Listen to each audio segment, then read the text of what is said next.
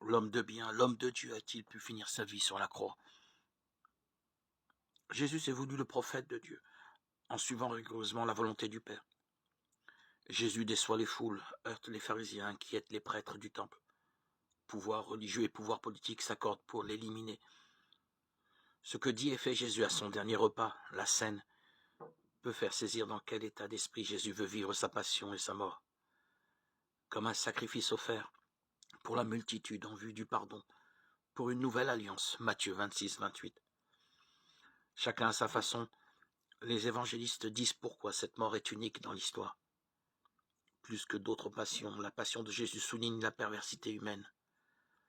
La croix révèle le péché de l'homme. Et en même temps, la croix de Jésus révèle la force de l'amour de Dieu. Romains 5, 6, 8. Loin de punir les meurtriers, Dieu offre son pardon.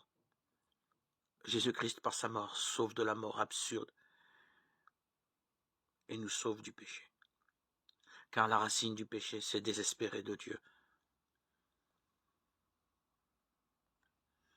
Le péché profond de l'homme et le désespoir. Regardez le Christ crucifié est pour le chrétien la source de l'espérance. Jean 20, 37. Mourir est une Pâque, un passage.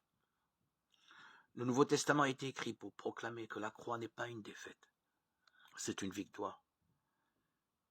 En ce lieu de mort prend naissance une nouvelle humanité dont Jésus, Christ, est le premier-né. Colossiens 1, 18.